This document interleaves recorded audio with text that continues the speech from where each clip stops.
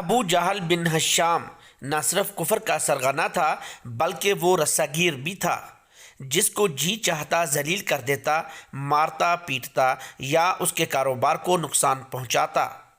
اس کے دل و دماغ میں فرعونیت بری ہوئی تھی۔ زید یمن کا بڑا شہر ہے، وہاں کے رہنے والوں کو زیدی کہا جاتا ہے۔ ایک مرتبہ ایک زیدی اپنے 3 بہترین اونٹوں کے ساتھ مکہ مکرمہ کے بازار حضورہ میں آتا ہے۔ اس نے انہیں فروخت کرنے کے لیے پیش کیا۔ لوگ انہیں دیکھ رہے ہیں، بڑے خوبصورت اور مہنگے اونٹ ہر کسی کی نگاہوں کا مرکز بنے ہوئے ہیں۔ اتنے میں مکہ مکرمہ کا یہ بڑا چودھری ابو جہل بھی آ جاتا ہے۔ اس نے اونٹوں کو دیکھا تو اسے بڑے پسند آئے۔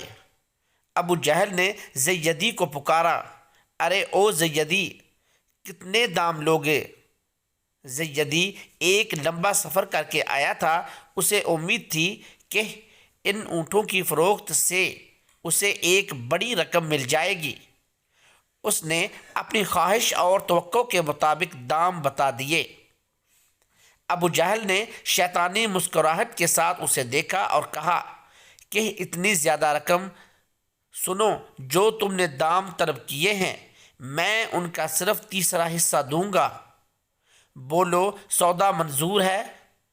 مطلوبہ قیمت کا صرف 1/3 حصہ۔ زیدی نے نفی میں سر ہلا دیا۔ وہ بڑی آس اور امید لے کر آیا تھا۔ اس نے کہا، میں تو منافع چاہتا ہوں اور مجھے یہاں خسارہ کا سودا کرنے کے لیے کہا جا رہا ہے۔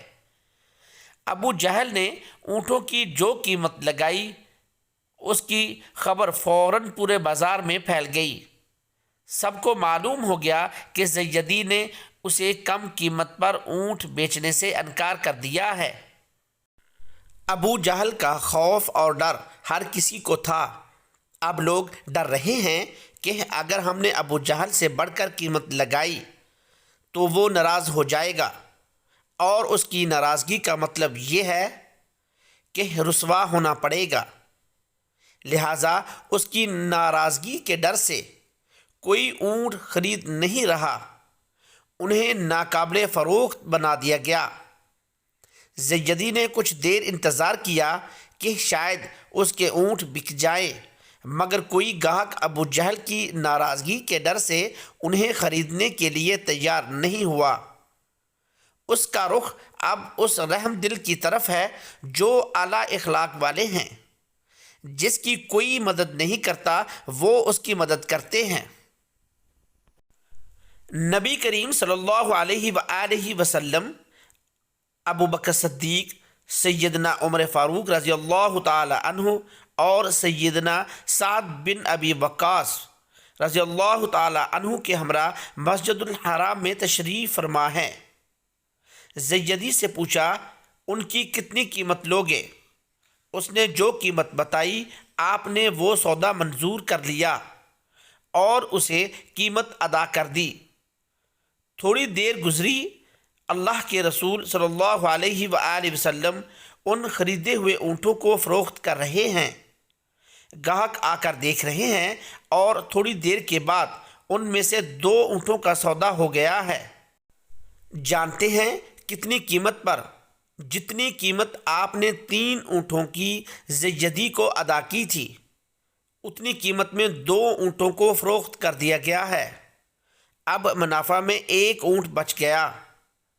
تھوڑی دیر گزری، اس کا بھی گاہک آ گیا۔ اللہ کے رسول صلی اللہ علیہ وآلہ وسلم نے اسے بھی فروخت کر دیا، اور جو رقم آپ صلی اللہ علیہ وآلہ وسلم کو ملی آپ نے وہ بنو عبد المطلب کی بیواؤں کو دے دی۔ زیدی کو اس کا حق مل گیا، اس کے اونٹ اس کی مرضی کی قیمت پر فروخت ہو گئے ہیں، مگر اس بڑے مجرم کو سبق تو سکھانا ہے، اسے بتانا ہے کہ دوبارہ اس قسم کی حرکت نہ کرے۔ ابو جہل اسی بازار میں خاموش چپ چاپ بیٹھا ہوا ہے، وہ کسی سے کوئی بات نہیں کر رہا۔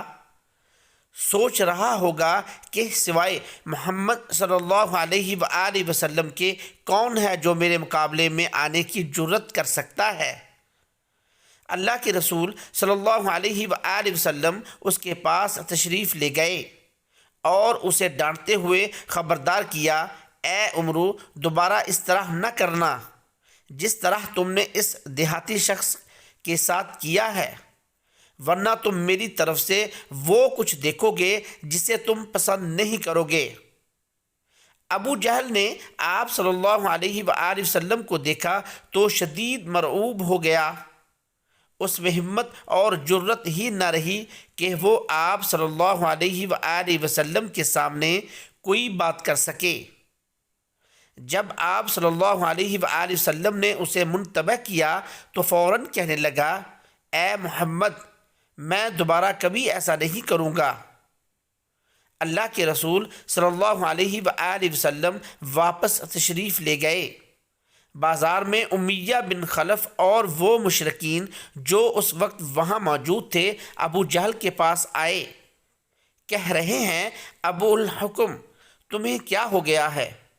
ارے تم تو محمد کے سامنے بالکل مرے جا رہے تھے، کیا تم ان کی پیروی کرنا چاہتے ہو یا ان کا رعب اور دبدبہ تم پر طاری ہو گیا تھا؟ ابو جہل ان کی بات کے جواب میں کہہ رہا ہے، اللہ کی قسم میں کبھی ان کی پیروی نہیں کروں گا۔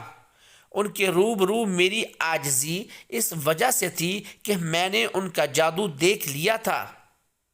میں نے دیکھا کہ ان کے دائیں بائیں کچھ آدمی ہیں جن کے پاس نیزے ہیں، انہوں نے وہ نیزے مجھ پر تان لیے تھے۔ اگر میں محمد صلی اللہ علیہ وآلہ وسلم کی مخالفت کرتا تو وہ نیزے میرے بدن میں گھونپ دیتے۔